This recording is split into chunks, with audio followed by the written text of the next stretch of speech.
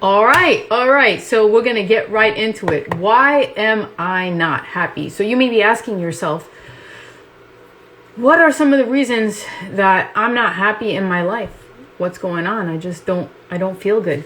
Either you never had it, maybe you never had the feeling of happiness in your life, or perhaps it's something new for you. I'm going to have my buddy, my special guest, Giuliano, discuss some of the things that he's learned along the way. And he's going to share some very, very useful, helpful information.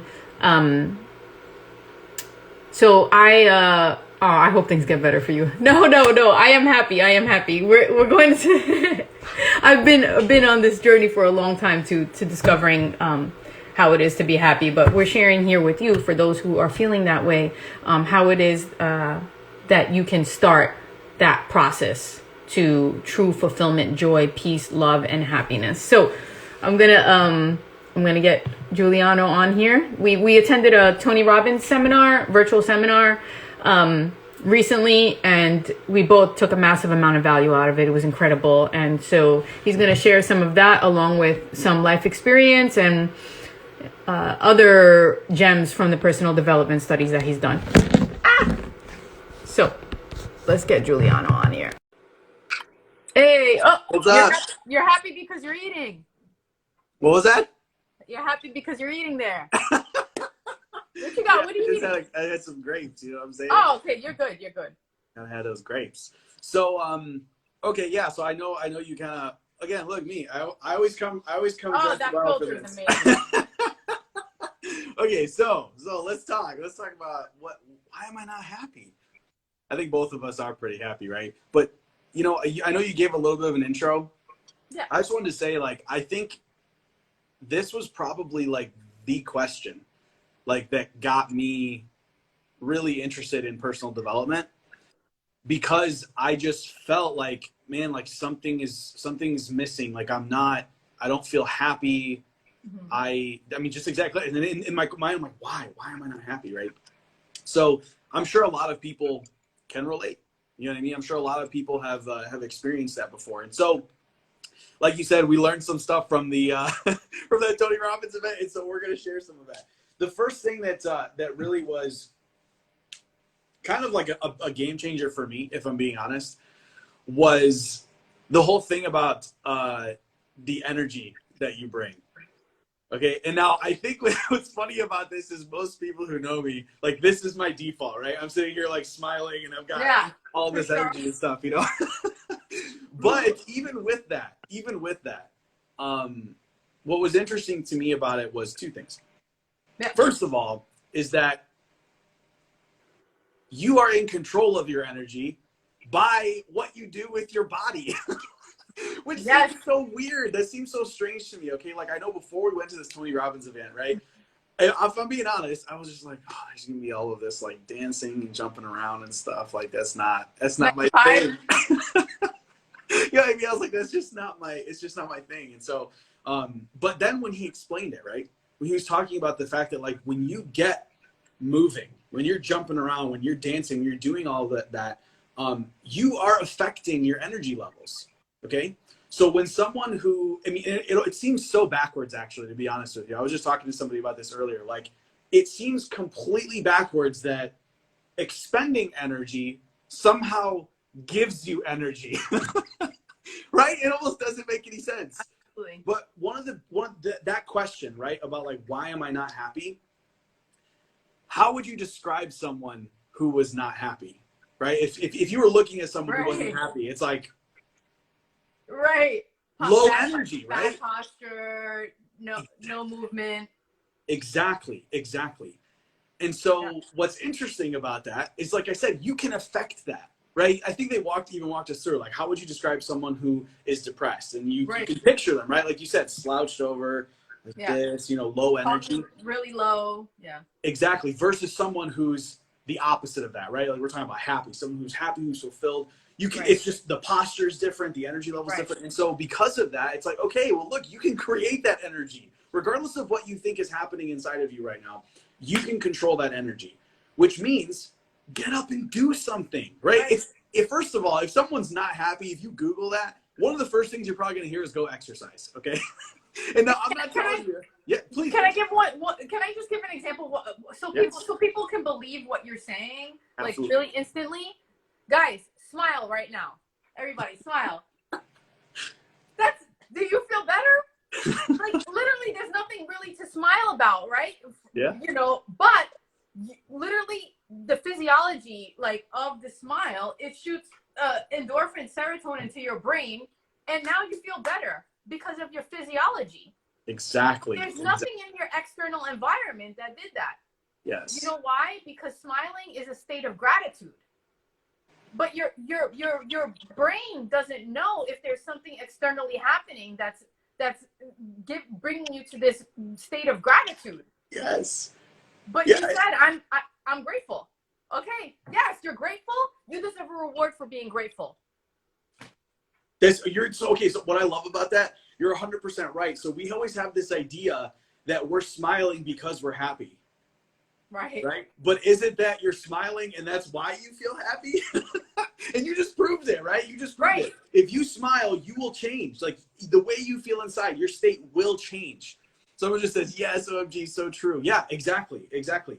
So the second point, remember I'm talking about energy levels. The second point about that is you got to be honest with yourself and understand that you are in control of that. You are in control of your energy levels. You have to take responsibility for it.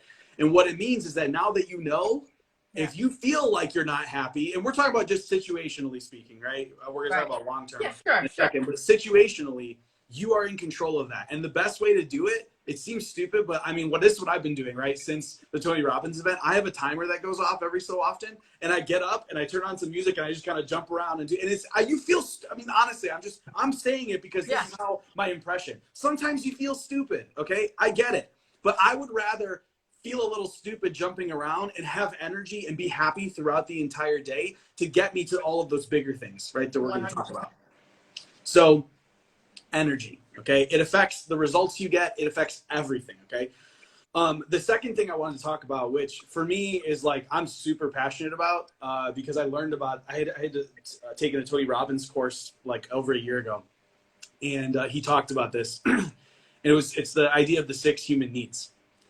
And that, oh my gosh, just game changing, okay? Because we know, well, I mean, a lot of us don't know what we need physically.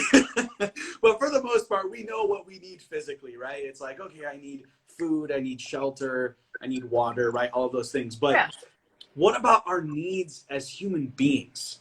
Like as a human, our psychological needs.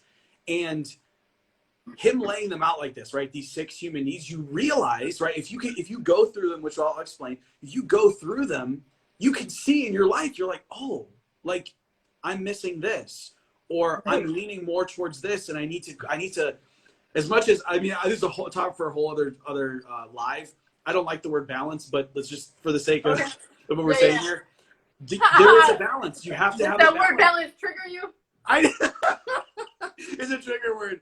So it actually is. I'll explain another time. Anyway. I got the same issue.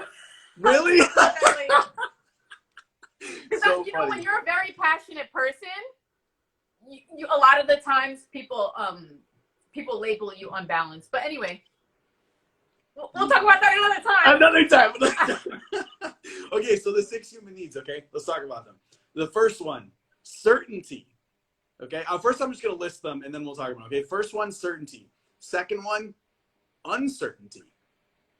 Certainty, uncertainty, significance, connection, growth, and contribution.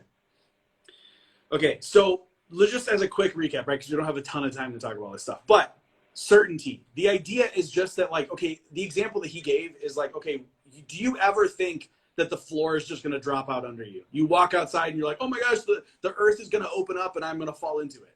No, of course not. You are certain, right? You don't think at all about the ground. You don't think you're going to all of a sudden be swallowed up. That is something that is absolutely certain. And because of that, you don't even think about it. You just walk, right? You're not every single step thinking, the next one could be the one, right? No, you're certain. And there's other things, right? Obviously, like the sun coming up and breathing. And breathing, yes, exactly. Things that we take for granted, right? There's certainty in our life, okay? But then the opposite of it which is also a need, is uncertainty. Variety, aka variety. Exactly. Which is why when you hear it, it seems so counterintuitive. But also, then when you realize, oh, it just means variety, it makes sense, right? Of course, there are things that we never want to change, right? We always want to look outside at sunrise and see the sun coming up, right? We don't want that to change. Right. But there's other things that people will even say, right? Like, oh man, I need to switch something up. Like, I feel like I need to change something up. I know for me, growing up, I used to rearrange my room every so often because I just felt like I needed this variety, you know? So that's the second one. Yeah, the second one. The third one, significance, which has to do with it. Another word for it is uniqueness. Everyone wants to feel special. Everyone wants to feel unique and significant in some way. And the example I always give with this, if you think you don't have a need to be significant, you're like, oh, other people need to be significant, not me. That's your way of feeling significant, that you don't need what everyone else needs. Okay, so significance. Connection is the next one. And again, these first four seem to actually be opposite of each other, right? Because if you think about someone who's like, I'm so significant, right? If there's an imbalance there and that person prioritizes that so much, you lose connection with other people, right? That's why the balance is important. But that's why they're opposites, right? You have connection, or you have significance, but you also need connection. You need love. You need to have relationships with people. That is another need. And those first four are really the four needs of our personalities, right? And they tend to be, remember, they have to be balanced, right? And the last two are more just like all around everyone. This is where fulfillment and happiness comes from, is growth and contribution. Needs of the spirit. Exactly. Yeah, that's how they described it, was the needs of the spirit. Because look, it is a fact of life. If you are not growing, you are dying. If you're not growing, you're dying. So growth is an absolute necessity. And contribution, right? Doing things for other people, doing things in service of other people. And there's so many ways that we could go into this idea of the 6 human needs. Right. But I'm sure as you heard it, and not necessarily you, Jen, but the people here who are watching, I'm sure as you hear it, there are some of these that really, you're like, oh yeah, that's so true. That is something that's really important to me. Or maybe you're thinking, oh man, that is kind of missing in my life, right? That part is kind of missing. And so one thing that I found was that if there was anything in my life that wasn't the way I wanted it to be, I realized that it had something to do with these 6 human needs. Mm-hmm. And so really what it was, I'll give one example. When everything happened with COVID, okay, at the beginning, everything's shutting down. I remember my wife and I, we went to the grocery store, and I swear we were in a movie. You know, I walk in and everyone's got masks on and there's nothing. I mean, there's hardly anything on the shelves. And like, I'm telling you, I didn't freak out like outwardly, but inside I was freaking out. I was like, are you serious right now? Like, is this really happening? And keep going. Keep going. I'll let you know, Giuliano. I know, it's all good. So I'm freaking out, right? The reason why I'm sharing that with you is because what of those 6 human needs was it affecting for me? It was uncertainty, right? It was creating all of this uncertainty. And I'm sure that's the case for a lot of people, right? What has everyone been calling it right now? Uncertain times. Right, which it means lack of certainty. Exactly. And so what happened for us, we had to create some certainty. And like I said, this is just one example, but for us, and for a lot of people, I think, you know, we work from home, but there were a lot of people who also just weren't going to work anymore. And so that created a lot of uncertainty. And so sometimes you can just manufacture these things, right? You can manufacture certainty. And what I was telling people at the time was, because there's so much uncertainty, you lost your job. Okay, guess what? Set an alarm and get up at the same time every morning. That's a way to create certainty. Have a routine in the morning. Have a bedtime routine. Have a list of things that you need to get done every single day, no matter what, right? Because you know they have to be in balance of all of those needs, right? But certainty and uncertainty, oh my gosh, uncertainty is so high. Okay, how can you create certainty? What can you do to create certainty in your life? And sometimes, I mean, it might seem silly, right?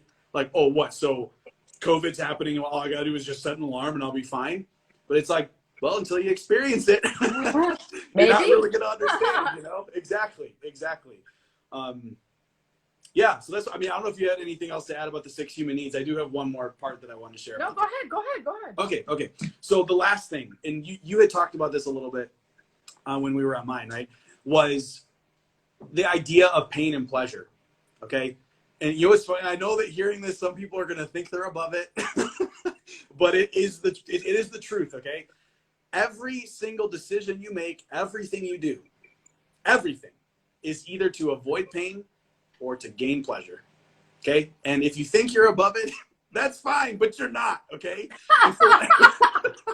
And so what that means is that if there's something that you want to change, right? For example, you're looking at these human needs and you're like, I need to really fulfill this need, but you can't get yourself to do certain things, or you can't, like, you know, a lot of people know that, okay, let's talk about, again, uncertainty and certainty. Those are really popular ones.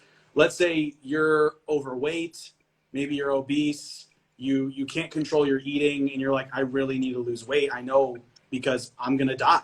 This was actually one of the ways that I got myself to start exercising and caring more about my health, was really thinking about this. Like, okay, play it out, right? Because we're talking about avoid pain, seeking pleasure. So I'm thinking, what sort of pain, because it was, okay, uncertainty, right? If I'm obese and I'm thinking, oh man, both my parents have had heart attacks, that's a lot of uncertainty, right? It's like, I don't know. I'm so uncertain about what's going to happen in my future. How do I create certainty? Well, I've got to exercise. I've got to start eating the right things, right? But most people say, well, but I've never been able to do that. I know, but I've never been able to do it. Okay, so if you know that the things you do are either to avoid pain or to gain pleasure, so then you have to expound, right? In my mind, okay, what pain am I going to experience if I don't do this, right? I know that I need the certainty of exercising and eating right. What's going to happen if I don't, right? And so I fast forward a year from now. Where am I going to be a year from now? What's my energy level going to be like? What's my relationship with my wife going to be like if I keep gaining weight, right? Yeah, right. What's my health going to be like, right? We live in an apartment that has stairs, right? How am I going to feel when I want to go upstairs and go outside? Am I going to say, oh, forget this, I'm out of breath, right? And then 5 years out, 10 years out, am I even going to be alive in 20 years, right? Right. And really leaning into that and seeing what sort of pain am I going to experience. I did this. This is the exercise I did. I went through it, and I was thinking, you put yourself in that position and really feel that. Yes. You're going to avoid it at all costs. Yeah. Feel the You're pain. Gonna avoid it. Yes, exactly. Exactly. And then the other side of it is pleasure, right? You know, like for me, I'm thinking, okay, like, what do I want to, you know, if I want to live, right? If I want to be alive in 20 years, if that's what's so important to me, what am I going to be able to experience by being alive in 20 years? What am I going to experience by being able to still be alive when I'm 60 or 70 or 80 or 90, right? Am I going to have children? Am I going to have grandchildren? Right? Am I going to be happy experiencing those things? Am I going to be able to provide for my family and give a good life to my wife and to potentially to my kids and things like that? Right? Those are the things that, you know? What was that? Play sports. Go, yes, exactly. You know, hold your breath underwater for a really long time, which is super cool and fun, you know. Okay, so you remember I think it was on my account when you were on. Okay. You were saying how man, I lost it. Okay. Well, no, I remember now. I remember because you were saying that like people don't want to think about why they're not happy. Correct. Right? But this requires that. It requires you to think, what is the worst that could happen? And most of the time you're going to say, don't think about what's the worst that could happen. But when you're trying to cause change in your life, you have to do these uncomfortable things. You got to go through this exercise. You got to write it out. You got to picture yourself. You got to feel it. You know, you got to feel, what is it going to feel like in 15 years when I'm 500 pounds and basically about to have a heart attack, right? It's scary just thinking about it, right? I'm like, yeah, it invokes emotion, feeling, right? Exactly, and that's the point. That's the point, right? So, okay, so just kind of as a recap, right? We talked about the energy. You've got to be bringing energy to stuff. You control your energy levels, which affects your happiness. Okay? It affects your happiness. And then we talk about the 6 human needs. If someone says that they're not happy, I guarantee you it falls into one of these 6 categories. Something in either one or multiple of these 6 categories is missing in your life or out of balance. And then how to change it? Pain and pleasure. Yeah. What sort of pain will you go through if you don't make this happen? If you don't make this change, and what sort of pleasure are you going to experience if you do? So Excellent. So I have a thought that works so well with what you were just saying. So for any example, let's say somebody is overweight, right? Yeah. Okay. So a lot of people struggle with weight, right? Yeah. So the first thing you want to do is you want to get very clear on your outcome, guys. What is the outcome? Like Juliana was saying, I'm going to be able to do this. I'm going to be able to do that. I'm not going to be able to do this. I'm not going to. So meditate on those pain and pleasure points. Get very clear. Okay. Yes. Even set a goal for yourself. Set a literal goal. Okay, this is how I want to look. Envision how you want to look. Envision how you want to feel. See that woman or see that man. All of that. Get really, really clear. Because what happens is, I'm going to talk a little bit about the science. What happens is your frontal lobe starts to say, okay, this is Jen. This is Jen's intention. This is what she wants to do. It's right here in the front. All right. So that frontal lobe, what its job is to take that intention and communicate it with your neurons, right? So it goes through your brain here, all the neurons, and it's saying, okay, this piece of data is going to be helpful for this achieving this outcome. So is this one, so is that one, so is this one, and it starts piecing it together. What people do is, instead of focusing on the outcome, they're like, how am I going to lose weight? How? Don't first focus on your outcome and let your frontal lobe collect the data that you need. Why first? Vision first. Then how will come to you. You have to understand how incredible our brain is. We were created to do whatever we wanted, with very few restrictions, as we know. So how is it that, you know, our creator says you could go do whatever you want if he didn't endow us with this incredible machine that will allow you to do it? Yes. Yes. You have to trust your brain. So make your vision, create your outcome, and then let your brain do the rest, because you don't even know how much data you have, because you have to start filtering out. Your brain can't bring you everything to your conscious mind all the time. Imagine if every piece of data you had in your head was brought up to surface into your conscious. You can't. No, you can't. Let the frontal lobe grab what you need, but first tell it what you need with your vision, okay? So once you have that vision, then you got to start asking questions, right? So in the example of weight, for example, like you said, now this is what people do. They're like, why am I fat? Why am I overweight? Okay, this is what they do. Why am I fat? Why am I overweight? That's a lousy question, because what's the answer going to be? Oh, because you're a pig, you know, because you're lazy, you know. Are those going to help you lose weight? It's a lousy question. Oh, or they ask if other problems are going on in life. They're like, what's wrong with me? What's wrong with me? And what data are you going to get back? Unhelpful data. You're going to get a lousy answer. Exactly. Oh, you're lazy. Something's, you know, you're not smart. You know, you're going to get all these lousy answers. You have to ask good questions.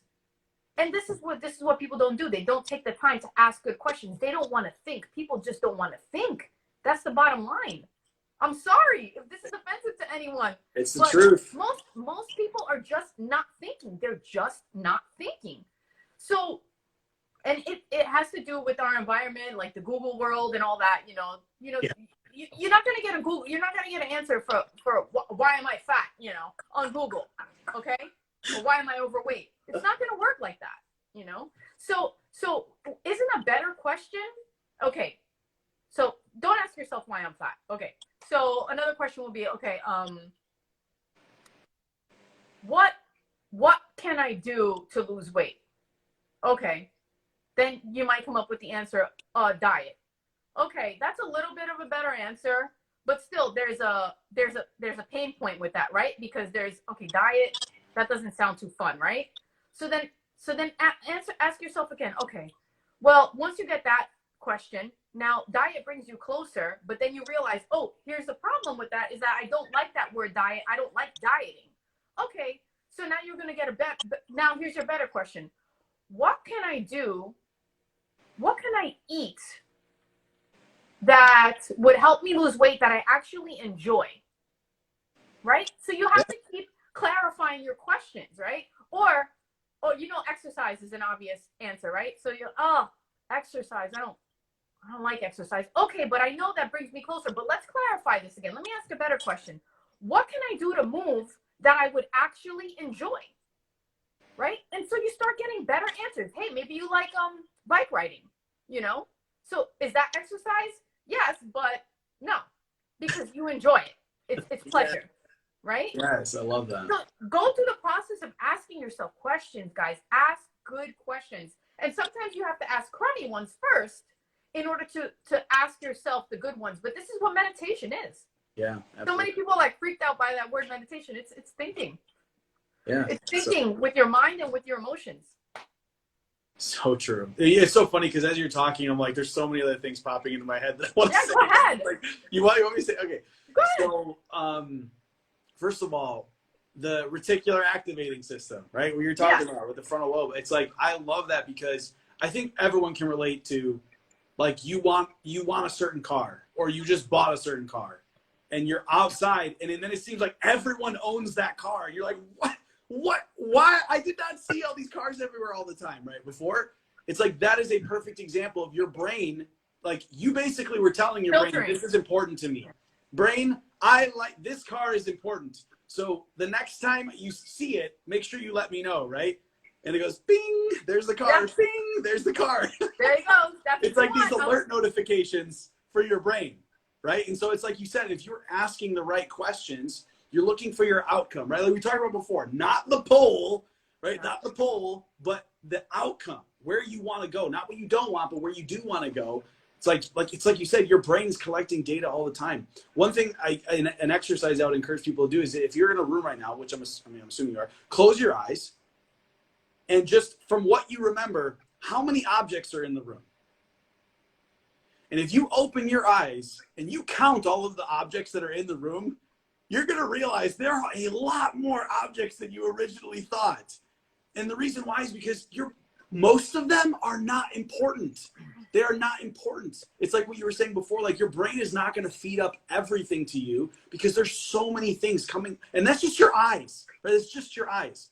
We're not even talking about touch, about smell, about hearing, anything like that, right? There are so many inputs and your brain is going to filter. So you are the one that's in control though, right? Just like the fact that you keep seeing all those cars. It's because you were telling yourself, this is important. I love this car. I love this car. This car is so cool, right? So because you did that, you kept telling your brain, hey, remind me about this car. And then your brain goes, okay, hey, there's the car. There's the car you told me to tell you about. Yeah, right. And so like you said, when you're asking yourself the right questions, when you're trying to figure out how to get where you want to go, your brain will start picking it out. Oh, hey, here's something important. Hey, here's something important. So, yeah. Focus. How comes later? Exactly. How comes later? So one of the points that Tony emphasizes all the time, he says, see life as it really is, but not worse. Because how many people are out there, oh, my life sucks, okay? You keep saying that, you keep thinking that, you're going to get exactly what you keep thinking about, right? Yeah, totally. So see life as it really is, not worse than it is. And you continue to envision a happy future. Like continue to envision your outcome. Because if you don't envision your outcome, the motor is not going to be turned on to get you there. Yes. So it's so funny you say that about it being a motor. Like we're talking about the brain being a machine, because it totally is, right? It depends on what you're putting into it, what you're going to get out. And kind of like what you said before about, oh, my life sucks. It's like, that's your belief. And your belief affects it not only does it affect the results you have, it literally affects your reality. Okay. And that sounds stupid, right? I know. It's just like, no, I see a dog. There's a dog. What are you talking about? Right. So for me, I wanted to share something that happened to me like within the last 24 hours. Yeah. Okay. So when we went to that event and they were talking about limiting beliefs that we want to overcome, and I'm just going to be straight up honest here. Okay. Like I have had this limiting belief for a really long time that people make me mad. People irritate me. And it has affected everything, right? It affects everything. First of all, because anything good that happens in life happens with other people, okay? So if you think people are bad, if you think people are irritating, that is going to affect your results. Now, here's what happened, right? I decided that's not the belief I want to have about people anymore, right? So instead of what I wrote down is, I believe people are good and amazing and beautiful, and every good thing happens with other people, and I value people and they're amazing, right? It was something along those lines. And I reread that again this morning, and then we had something happen. You know, we were interacting with someone, and it just wasn't positive, right? Right. It wasn't positive. I wasn't happy with it, and it made me irritated. And then I remember thinking, wait a second, what would change right now, right? Because I realized this made me mad. And it's really easy to say, oh, it's so fun. Like someone could just ruin my day. It's crazy how someone could just say something to me and it just ruins my day. And then I realized, I was like, wait a second. If my belief is that people are amazing and good and valuable and beautiful, this person had given me unsolicited advice and I'm irritated. And I was like, but if my belief was that people are good and amazing and beautiful and helpful and all these things, how would I have responded instead? Right. I would have said, wow, that person's awesome. Like I can't believe how nice they are that they wanted to offer me that advice, and I would have moved on with my day. And even if I didn't care about the advice, I didn't take the advice, it wouldn't have mattered, right? The point is that how I interpreted it because of my belief about people. Yeah. Because of my belief about people. And so in the end, you know, so someone is saying thank you. Yeah. You're welcome. So our beliefs, the way that we view everything, right? There's some universal ones or global ones. You could say like, however you would end this sentence, I am, people are, life is, so many people. Right. Okay, so many people. If I say that right now, we're going to say life is hard. Oh. So many people say that. You know what I'm saying? I mean, I know I did.